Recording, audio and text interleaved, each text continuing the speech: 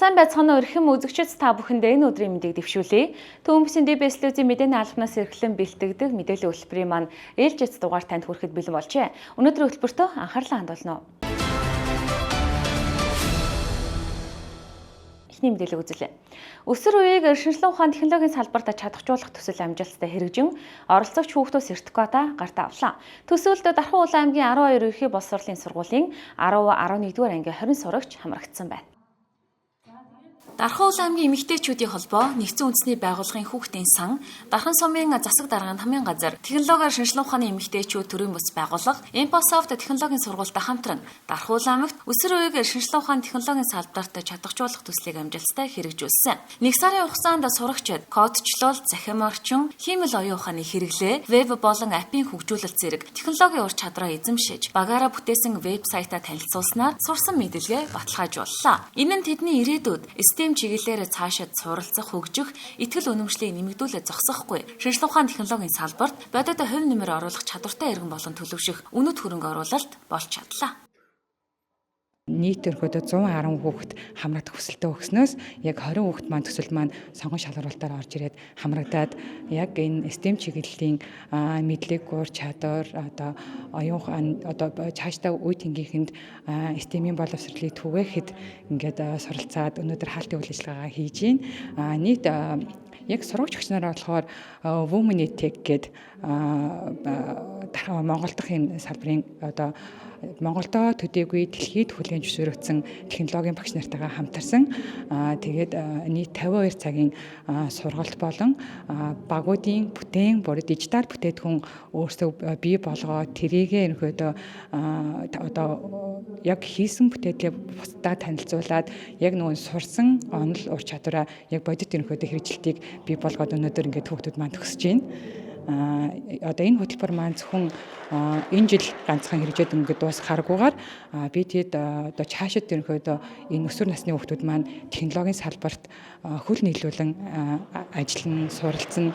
Тэгэхээр илүү олон одоо хүүхдүүд маань энэ хөтөлбөрт маань хамрагдаасаа гэдэг үднээс дараа жил дахин бас зохион байгуулалтаар бас ингээд бидэд бэлтгэл байдлаангаад ерөнхийдөө төлөвлөгөөнд оруулаад ингээд явж байна. Тэгээд энэ хөтөлбөрийг ерөнхийдөө Дархан сумтайгаа хамтраад хэрэгжүүлж байгаа. Тэгээд мөн дараа жилийн төсөл хөтөлбөрөөс системийн энэ төслийг бол Дархан сумтайгаа хамтраад ингээд дахиад хэрэгжүүлэхээр ерөнхийдөө бидэд төлөвлөсөн байгаа.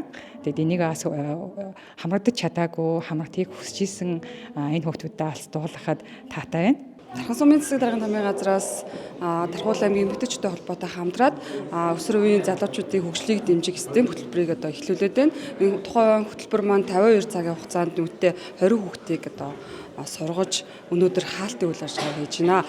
Энэ хөтөлбөрт хүүхдүүд хамрагдсанаар одоо IT програм сайт хөгжүүлэх өөр өөрсдийн нөгөө сонирхлоороо IT технологийн салбарт одоо хувь нэмрээ оруулах тийм сургалтуудыг илүү төлөв авсан байгаа. Амжилттай төгсөж байгаа 20 сурагчтай халуун байрыг хүргье. Төслийн үр дүнд өсвөр үеийнхэн технологийн мэдлэг, багийн ажиллагааны туршлага, гендрийн тэгш оролцооны үнэт ойлголтыг өөртөө шингээж, бусдад үлгэр жишээ болохуйц амжилт гаргасан онцлог байлаа. Мөн төслийн явцад охид хөвгүүдийн тэгш оролцоог хангаж, технологийн салбарт зөвхөн хөвгүүдэд авамгаалдаг гэсэн гендрийн хэвшмэл ойлголтыг үгүйсгэж, өсвөр үеийнхэндээ тэгш оролцоотой амжилтанд хүрч чадна гэсэн эерэг хандлагыг түгээсэн байна. Би болохоор анх STEM гэдэг сургалтыг одоо багшаасаа олж мэдчихсэн. Тэгээд STEM-ийн талаар одоо ингэ шинжлэх ухааны талаар илүү их тийм сонирхолтой байдаг байсан болохоор би энэ сургалтанд хамрагдахыг одоо хүссэн. Тэгээд ярилцлага өгсөн, ярилцлагандаа тэнцээд энэ сургалтанд орж ирсэн байгаа. Энэ STEM гэдэг сургалтаас би хэрхэн AI-тай зөв харилцах уу? Одоо вебсайтыг яаж хийх үү? Яаж вебсайтыг хөгжүүлэх үү? Цахим орчинтой хэрхэн сайн харилцах вэ гэдэг талаар илүү сайн гүнзгий мэдж авсан. Бас физик дээр үздэг байсан хичээлүүдээ туршилтаар хийж үзэх боломж надад гарч ирсэн. Би өмнө хэзээ ч тэгж туршилтаар физик хичээлийг хийж үзээгүй. Маш сонирхолтой. Би энэ сургалтанд сууснаас хойш одоо ингээд юмыг арай өөр өнцгөөс нь хардаг болсон. Илүү том сэтгэдэг болсон гэх юм уу? Тэгээ надад маш олон боломж байгаа гэдгийг мэдэж авсан. Монгол үндэсний одоо хоолоо тий вебсайтанд одоо ингээд хоолны жорыг вебсайт болгосон байгаа байхгүй. Яагаад ингэсэн бэ гэхээр ингээд Physical Asia гэдэг одоо ингээд ийм Азийн тэмцээн болсон доо. Тэрэн дээр ингээд нэг ихч монгол хүмүүс ингээд ямар хоол идээд ийм хүчтэй байгаад идэм бэ. Ингээд тэрийг би сонсчод энийг ингээд сэдв болгож болох юм байна. Энийг вебсайт болгож болох юм байна. Монгол хүмүүс ийм хоол иддэг болохоор ийм хүчтэй байд юм гэдэг үүднээс энэ вебсайтыг хийсэн монголчуудыг тий одоо ингээд дэлхийн ингээд монголчуудын Монголын анхааралд одоо орсон байгаа энэ үед Монгол энэ анхаарлыг одоо ингээд тогтоохын тулд энэ вебсайт хийхийг зорьсон Монголын нэрээ ингээд дэлхийд түгээхийн тулд Төслийг хэрэгжүүлэхэд дэмжлэг үзүүлсэн бүх байгууллагууд болон оролцох шүүхтүүдийн эцэг эхчүүд багш нарт гүн талархал илэрхийлж байна.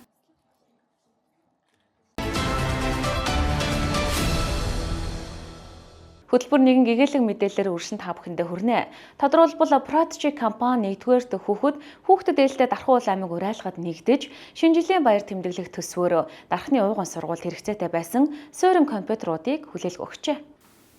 Дархан хотно хэрэгжиж байгаа Crystal Residence төслийн гүйцэтгэгч болох Prodigy компани хамт олноос ирээдүйдээ хөрөнгө оруулалт хий урайлахын хүрээнд Дархан уул аймгийн ерөнхий боловсролын 1-р сургуульд орчин үеийн өндөр үзүүлэлт бүхий 20 ширхэг иж бүрэн суурин компьютерийг хүлээлгэн өглөө. Энэхүү төслийн хамт олон энэ оны хичээлийн шинэ жилээр ерөнхий боловсролын 4-р сургуульд мөн 20 ширхэг иж бүрэн компьютерийг хүлээл өгч байсан юм. Байгууллага хамт олноороо шинэ жилийн баяраа тэмдэглэх төсвөөрөө энэхүү 2 дахь удаага хүүхдийн оюуны боловсролд хөрөнгө оруулалт хийж байна. Хүүхдүүдийн боловсрол, мэдлэг ур чадвар сайн байхынхаа хэрээр ер нь бол улс орн маань хурдан өсөж хөгжинө гэж боддог. Тэгэхээр яг манай компани зүгээс одоо яг төрлөх Дархан хотынхоо хөгжил цэцгэлтэнд оруулах хувь нэмэр маань мэдээж хэрэг чанартай барилга орон сууц барихаас гадна ирээдүйд болсон хүүхдүүдийнхаа мэдлэг боловсролд хөрөнгө оруулъя гэсэн ер нь бол урайг хэрхэмлэж ажиллаж байгаа.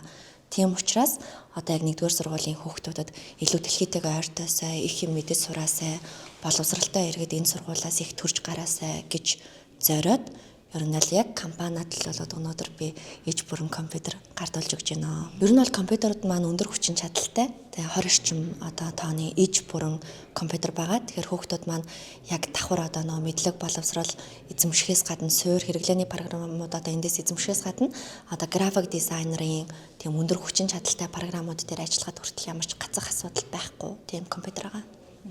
Түрүүн бас нөгөө компанийн шинэ жилийн үйл ажиллагааг хэлэхээ болоод гэж стер тааж байгаа. За манай компани бодлохоор ерөнхийдөө л та бүхэн мэд анзаарсан бах те тарханчуудаа зориулаад бусад компаниудаа хүүхдүүдийн боловсрол руу чиглэсэн хөрөнгө оруулалт хийгээч гэж уриалж байгаа. Тэгээ энэ жил манай компани хамт олон шинэ жилээ одоо тусгаалan тэмдэглэх зардлаараа ингээд сургуулийн хүүхдүүдэд хөрөнгө оруулалт хийж байгаа. Тэгэхээр яг энэ зөвхөн бие л ил гарч яриад байгаа боловч цаана нагаа манай бүх компани ажилчдын одоо ингээд сэтгэл зүрхээ зориулсан одоо бэлгэлж байгаа бэлгээ гэж ойлгож байна. За Дархан уул аймагт үйл ажиллагаа явуулж байгаа аж ахуйн нэгж компаниудыг Дархан уул аймгийн хүүхдийн зөвлөлийн тэргүүний хувьд боловсрол 2030 хөтөлбөрт оролцож за энэ боловсролын байгууллагууд хөрөнгө оруулалт хийх юм уриалгыг төвшүүлсэн. За энэ уриалгыг маань хүлээн авч манай Дархан уул аймагт одоо Орос улсны төслөө хэрэгжүүлж байгаа Prodigy хувьцаат компанийн маань 2 дахь удаага Дархан уул аймгийн хүүхд залуучууд зориулж кабинет хийж бүрэн кабинетийг одоо нээж өгч байгаа компьютерийн. За 9 сарын 1-нд манай 4-р сургуульд 20 компьютертой иж бүрэн кабинет нээж өгсөн бол за энэ удаад за манай аймгийн иргэдийн хурлын төлөөлөгч Инхбат Сот улд нарын хүсэлтийн дагуу Дархан сумын 1-р сургууль дээр Дархан сумын 6-р өвөг дээр байрладаг 1-р сургуулийн одоо сургууль дээр иж бүрэн кабинетийг одоо нээж өгөх үйл ажиллагаа маань өнөөдөр зохион байгуулагдаж байна. За энэ компани одоо нийгмийн хариуцлага хүлээж оруулж байгаа маш том хөрөнгө оруулалт хувь нэмэр. За энийг маань одоо энэ манай 1-р сургуулийн 1100 орчим хүүхд залуучууд маань хэрэглэх бүрэн боломж бүрдэж байна. За энэ компани хамт олон маань энэ жилийнхаа одоо шинэ жилийн үйл ажиллагаа зохион байгуулахгүйгээр хүүхдэд зориулсан юм хөрөнгө оруулалтын үйл ажиллагааг боловсролт хийж байгаа нь үнэхээр талархуу шүү дээ. Мөн олон нийтэд бас уриалахаар юм сайхан уриалга байна. Тэгэхээр энэ компани уриалгын нэгэн адилд Дархан уул аймагт үйл ажиллагаа явуулж байгаа аж ахуйн нэгж байгууллагууд маань хөрөнгө оруулалт хийж байгаа байгууллагууд маань энэхүү компани уриалгыг бас хүлээн авч уриалгыг хүлээн авч за мөн засаг даргын тавьсан санаачлаг уриалгыг хүлээн авч боловсрол хөрөнгө оруулалт хийцгээгээрэй гэдгийг бас нийт компанийн удирдлагууд уриалъя. Тэгээд хүүхдийн сайн сайхны төлөө, хүүхдийн боловсролын төлөө бүгд одоо хамтдаа хүчээ нэгтгэж оролцъё.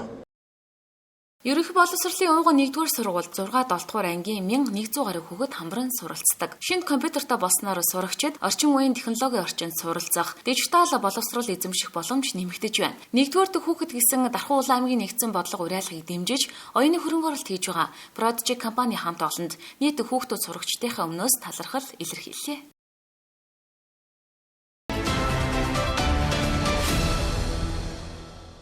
Дараагийн мэдээ 2025 оны 12 дугаар сарын 8-ны өдөр Дархан Улаан аймгийн Дархан сумын 2026 оны төсвийн төслийг хуулийн хугацаанд багтааж иргэдийн төлөөлөгчдийн хуралд өргөн барьжээ. Төслийг Дархан сумын засаг дарга тулгаа холбогдох албаны удирдлагуудын хамт төсвийн иргэдийн төлөөлөгчдийн хурлын дарга Эрдэнэ заяад өгсөн байна. За Дархан сумын иргэдийн төлөөлөгчдийн хурлын даргын А-дараа 16 дугаар захирамжаар 9 дэх удаагийн сонгуулийн ээлжид 6 дугаар хуралдааныг энэ оны 12 дугаар сарын 15-ны өдөр зохион байгуулахаар тоолжээ. Монгол улсын засаг захиргааны нутаг төвсгэрийн нэгжтүүний удирдлагын тухай хууль, за мөн төсвийн тухай хуулийн холбогдох зүйл залтын дагуу за бид бүхэн 12 сарын 20-ны өдөр гэхэд бол төсвөө өргөн барьсан байх ёстой. Ийм хуулийн цаглбартай. Тэгэхээр өнөөдөр Дархан сумын засаг даргын тамгын газраас Дархан сумын иргэдийн төлөөлөгчдийн хуралд дээрх хуулийн холбогдох зүйл залтуудыг бол хангаж өнөөдөр бол 2026 оныхоо төсвийг бол өргөн барьлаа. За ингэж барихтаа бол мэдээж бол одоо өснө нэмэгдэж байгаа хэрэгцээ, за хотынхоо эдийн засгийн одоо орлого, за дээр нь одоо бусад чиглэлийн зүйлүүдийг уялдуулад нийтдээ орлогоо бол одоо 59 тэрбум байхаар, за орон нутгийн хөгжлийн сангийн хөрөнгө оруулалтыг бол Дархан суманд 2.3 тэрбум төгрөг байхаар бол одоо эцсийн байдлаар нийт ирсэн төсөл хөтөлбөрүүд, за дээр нь эдийн засгийн орлого зарлага, за холбогдох одоо зүйлүүдээ бүгднгийн нарийн тооцож үзэж, за зураг төсөв бусад чиглэлийн зүйлүүдээр тулгуурлаж бол төсөө өргөн барьлаа. За мэдээж эдийн засгийн орлоготойгоо уялдуулж зарлага тооцдог. Манай Дархан сумын хувьд бол иргэдийн төлөөлөгчдийн хурал, засаг даргын тамгын газар, за дээр нь ерөнхий боловсролын сургууль, сургуулийн өмнөх боловсролын байгууллага, соёлын байгууллагууд гэх мэтчлэн аж ахуйн тооцоод 3 үйлдвэрийн газрын орлого зарлагыг уялдуулж бол бид нар бол төсвийн эзэн байдлаар боллоо. За манай Дархан сумын хувьд бол нийт татвар төвлөрүүлэх үндсэн гол сумын хувьд бол жижиг дунд үйлдвэрлэл үйлчилгээний салбараас орж иж байгаа орлого болон үйл хөдлөх хөрөнгө, цалингийн орлого дээр тулгуурласан за үндсэн одоо татврынхаа орлогуудыг бол нарийн тооцож аймгийнхаа татврын газар, аймгийнхаа санхүүгүүд, төрийн сангийн хэлтс, за мөн төсвийн ерөнхийлөн захирагч, за аймгийн засаг даргатайгаа бол одоо эдийн засгийнхаа бүх ангиллуудыг нарийн сайн тооцож орлого зарлах дээр уялдуулж энэ удаагийнхаа төсвийн төслийг бид нар өргөн барьлаа. Хөтөлбөрийн дараагийн мэдээ Дархан сумын засаг даргын тамгын газрын санхүүгийн албанаас орон нутгийн төсөв санхүүгийн удирдлагын холбогдох албан тушаалнуудад зориулсан ур чадрыг нэхүүлэх сургалтыг тамгын газрын байранда зохион байгуулжээ.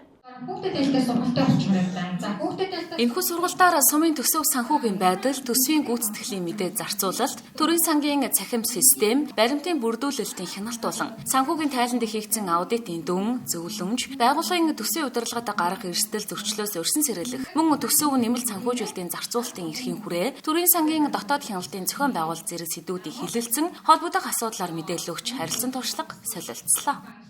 За Дархан сумын засаг даргын тамгын газрын санхүүгийн албанаас Дархан сумын хэмжээний төсвийн байгууллагуудын нэгтлэн бодогч удирдлагуудын дунд сургалт зохион байгуулагдаж байна.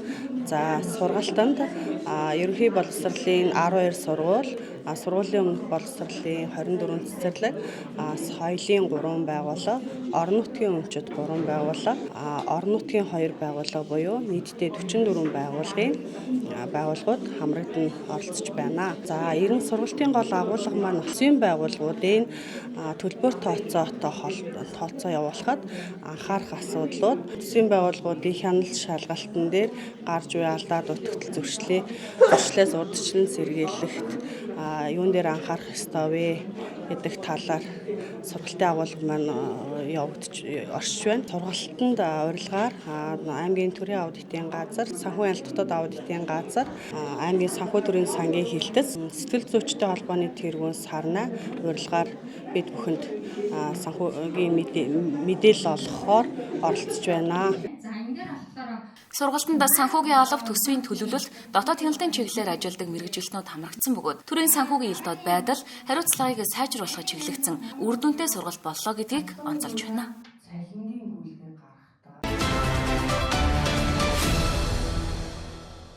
Одоо үзэгч та бүхэндээ мэдээллийн хөтөлбөрөөр бизнес мэдээлэл танилцуулна.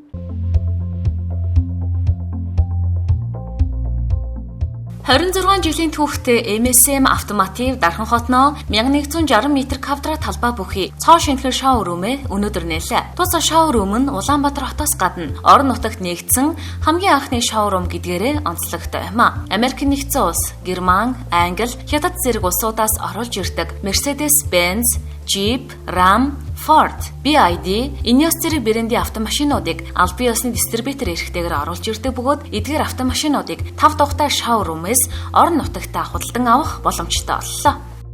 Тэгэхээр та бүхэн манай шоурум дээр хүрэлцэн ирснээр Улаанбаатарт хүмүүс автомашин худалдаа авахдаа ямар үйлчлэгээ авдаг, яг тэрнтэй адилхан үйлчлэгээ авах боломжтой. Яг одоогоор бид нэр шоурумдаа нийт 6 брендийн 16 орчим модельтэй байж байна. Гэхдээ энд байхгүй модельийг ч гэсэн Улаанбаатар хотоос та бүхэн өнгөө сонгоод захиалаад авчруулад яг Улаанбаатар дахь үнээрээ за хэрвээ банкаар авахаар бол Улаанбаатарт байгаа тэр банкны нөхцлөөрөө худалдаа авах боломжтой байгаа.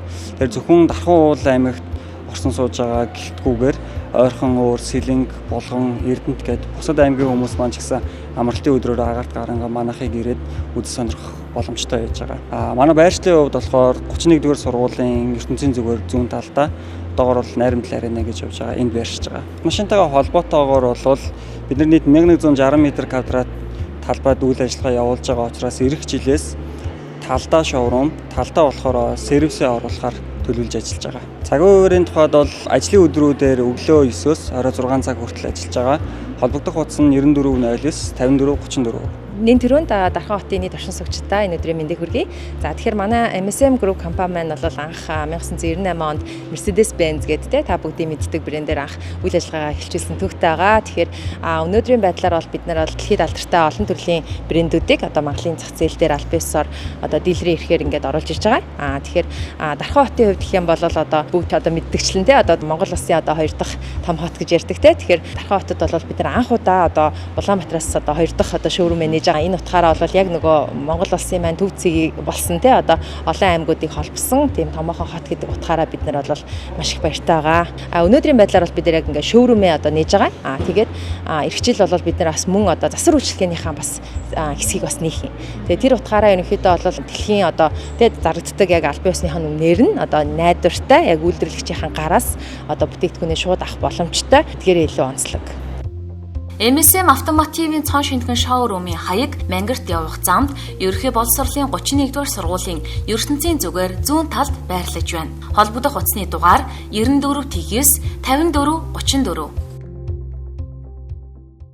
Хөтөлбөрт анхаарлаа хандуулсан эрхэм үзэгчдэд баярлалаа. Та бүхэндээ маргаашийн дугаараар иргэн уулзъя. Сайхан амарцгаараа үзэгчдээ.